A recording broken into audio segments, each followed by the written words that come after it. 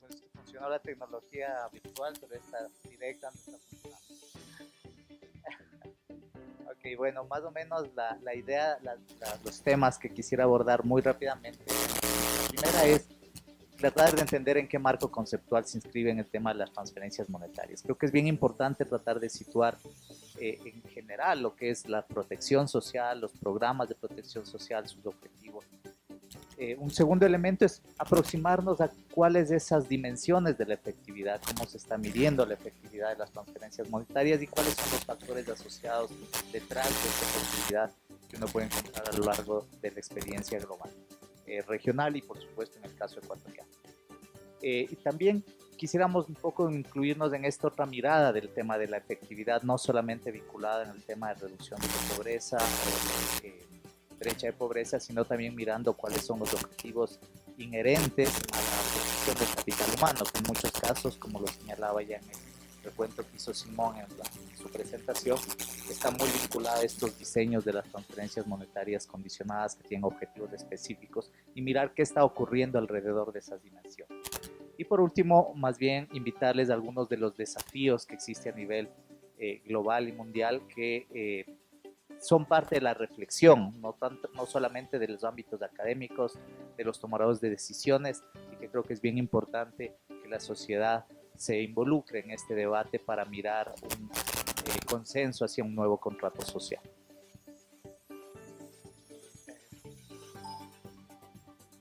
Bueno, ¿cuáles son los objetivos en realidad de la protección social? Esto lo hemos tomado de la estrategia del Banco Mundial. Que en buena medida un objetivo central es cómo mitigar, cómo gestionar los riesgos sociales a los que enfrenta la población en su conjunto. Evidentemente el tema de pobreza es uno de los principales riesgos a los que se ve abocada una buena parte de la población en nuestros países, pero para poder gestionar esos riesgos, como hay una necesidad de invertir y de diseñar programas que impliquen generar capacidades de recuperación en esta población, cómo brindar seguridad frente a los impactos de distinta naturaleza, tanto de crisis económicos sociales como de desastres naturales y de diferente índole, sobre todo en un momento de la humanidad donde este enfrentamiento de riesgos se ha diversificado. El otro es obviamente generar oportunidades, cómo promover el capital humano y el acceso al empleo productivo. Estas son dos dimensiones muy importantes que también, como digo, las mencionó Simón en su presentación y que es uno de los elementos que ha guiado tal vez en América Latina con mayor énfasis la creación o el desarrollo de lo que fueron las transferencias o lo que son las transferencias monetarias condicionadas. Y por supuesto es cómo generamos un tema de equidad que permita justamente a las personas en extrema pobreza proteger ese capital humano, potenciarlo efectivamente para que pueda tener un desarrollo productivo. En este sentido,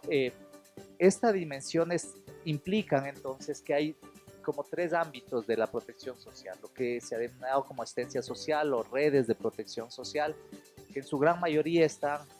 todos estos programas de transferencias monetarias, condicionadas o no condicionadas, y también están aquellos programas de transferencias en especies, digamos. Muchos de los países tienen estos programas como los programas de alimentación o los programas en los que se entregan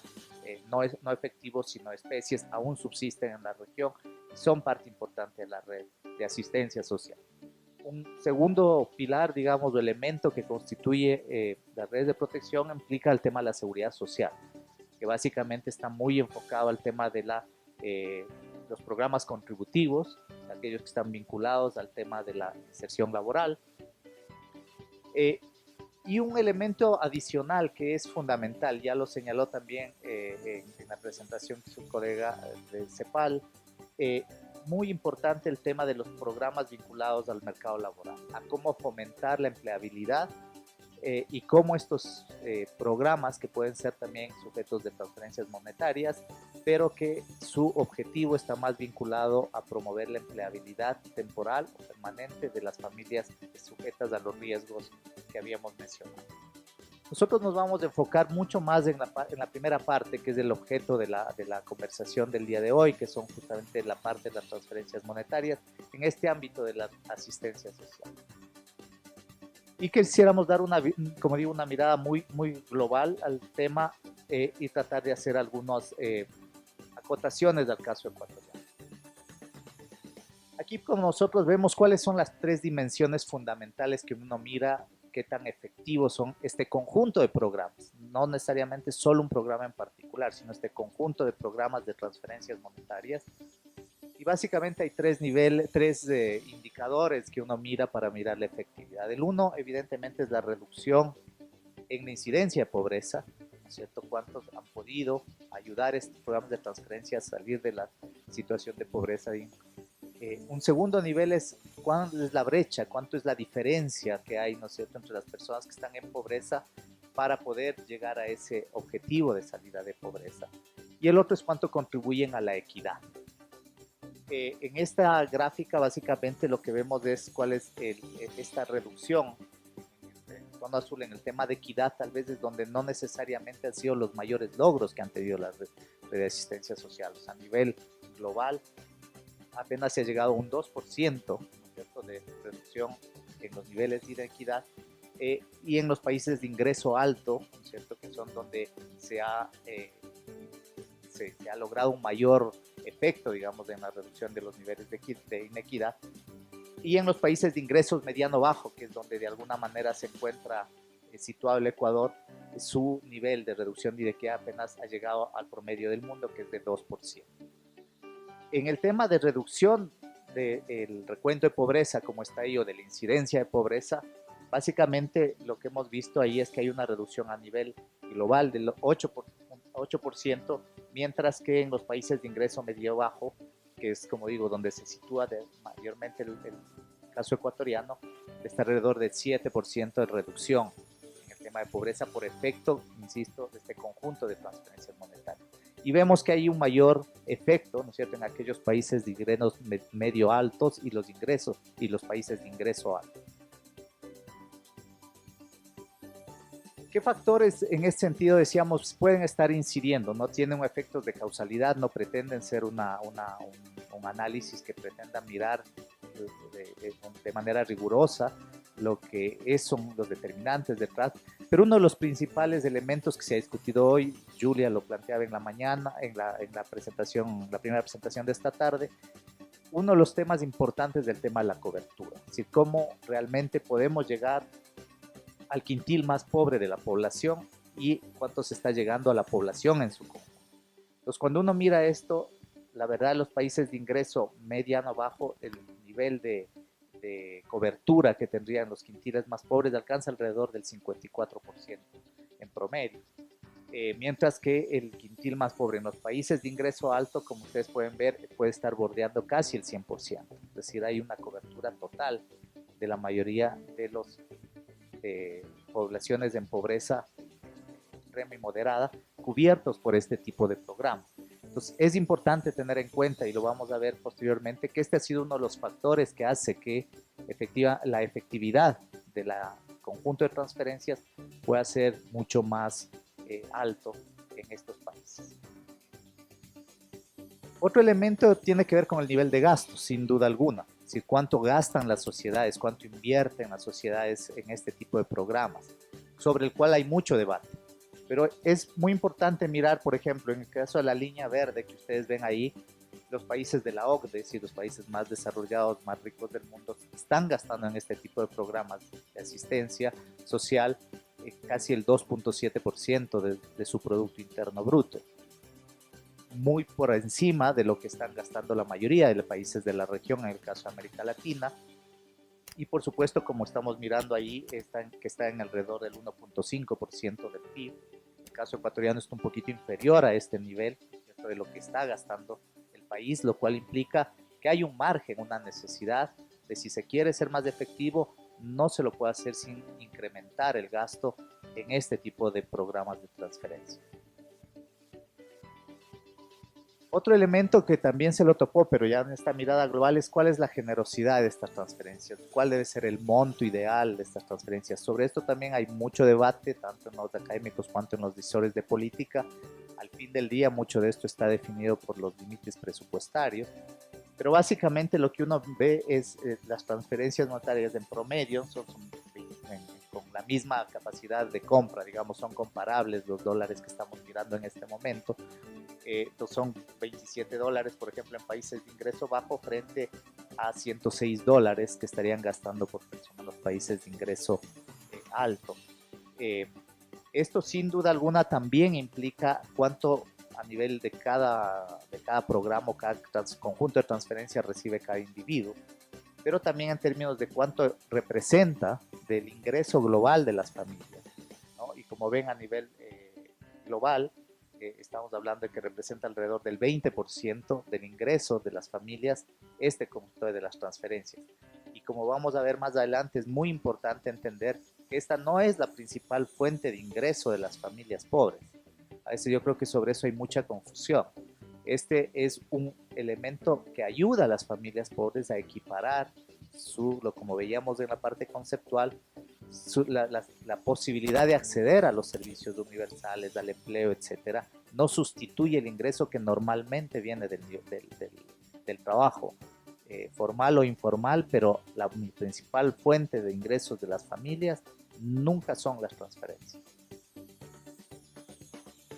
Pero así como mirábamos que es importante tener en cuenta el nivel de cobertura, el nivel de gasto, el nivel de generosidad que tienen este conjunto de transferencias,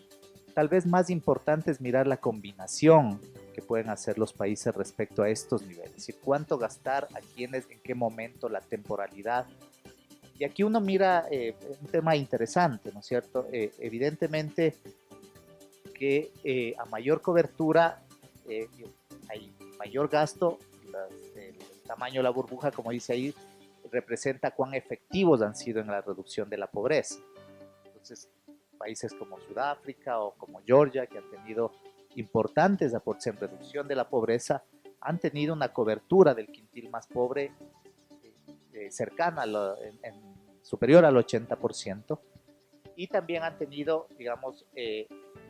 como porcentaje de los beneficiarios,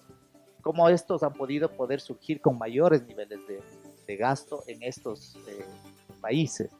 pero sobre todo han tenido un foco en el tema de apuntar a la cobertura del quintil más pobre.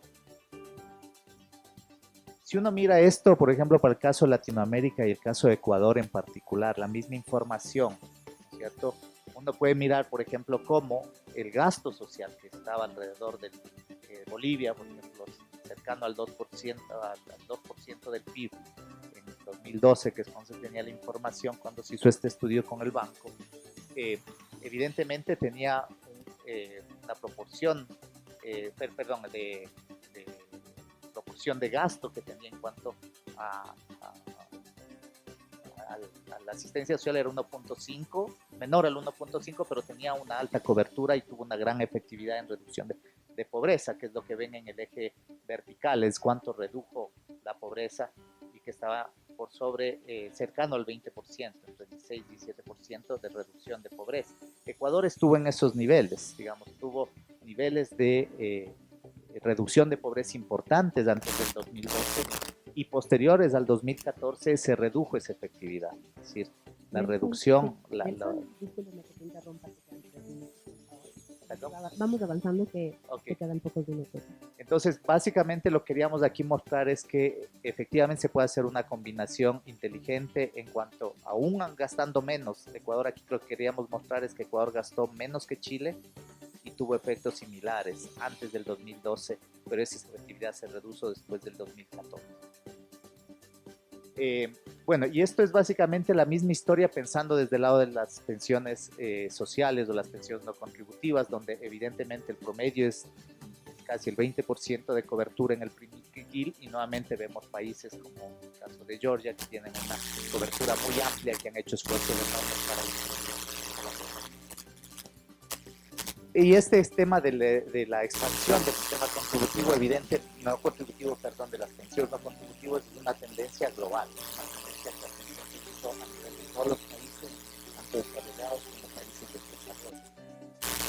Y en el caso de América Latina, por supuesto, hay toda esta gama, ¿no es cierto?, donde estamos mirando básicamente aquellos que son de tipo universal puro, los que son focalizados para universalizar, básicamente están los del Cono Sur y Brasil, y aquellos que son focalizados, digamos, que están más la población de extrema pobreza, que son los países más en la parte andina,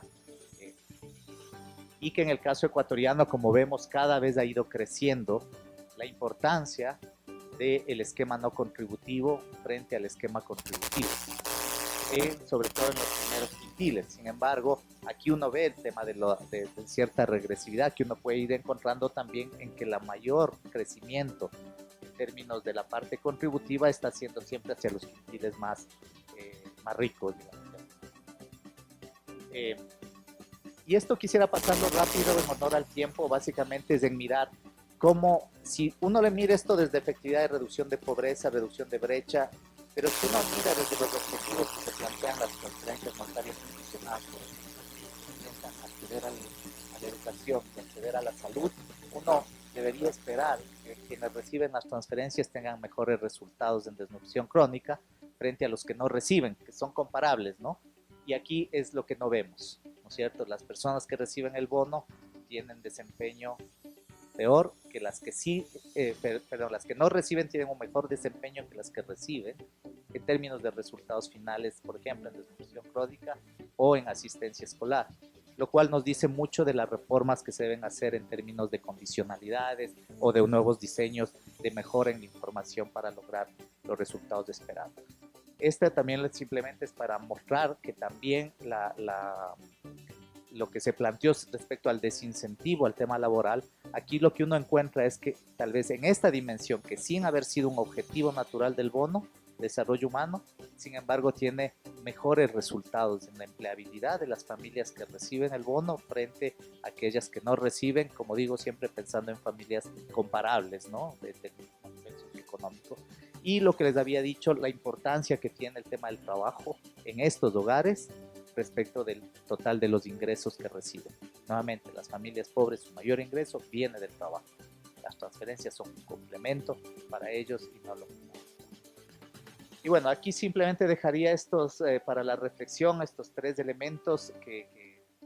creo que les planteó con mi colega Rubén en la mañana con mayor desarrollo, pero es como ir avanzando hacia un esquema más complejo, más completo y más comprensivo que permita, ¿cierto?, desvincular de alguna manera el esquema de protección social de la obligación contributiva, sino avanzar hacia el derecho universal de la contribución o de la renta mínima básica para las familias en pobreza, pero que vaya combinándose con lo que es la seguridad contributiva, la seguridad voluntaria y cómo ir generando, adaptarse al nuevo contexto mundial. En el mundo están cambiando muy rápidamente por los efectos de las tendencias migratorias, la automatización, cambio climático. Creo que son cambios fundamentales que yo creo que en nuestros países todavía no lo estamos mirando en el diseño de la política pública. Y esto implica cambiar este efecto que está tomando. Este es un gráfico del último informe de Desarrollo Mundial del Banco, donde claramente uno muestra que los esquemas positivos, que deberían ser el principal instrumento de redistribución de la riqueza junto con las transferencias, no están cumpliendo el objetivo respecto al tema de las transferencias de nuestros países. Como ven, ahí tenemos como mayor efectividad en algunos países de ingreso medio. Y avanzar hacia esta idea de reforzar el nuevo contrato social. Creo que hay que repensar en conjunto el rol de las transferencias, cómo invertir mejor en los primeros años de vida de los niños para realmente garantizar equidad, cómo modificar y reformar estos sistemas que no están siendo suficientemente progresivos de nuestros sistemas contributivos, y en conjunto ir creando estrategias de generación de empleo que no necesariamente son un tema que viene subsidiario al crecimiento económico. Hay que tener estrategias específicas para que esto ocurra. Pero esto implica todo un nuevo contrato social. Esto es un diálogo, un consenso, y a eso es un poquito lo que de alguna manera queríamos concluir invitándolos a esa reflexión. Muchas gracias.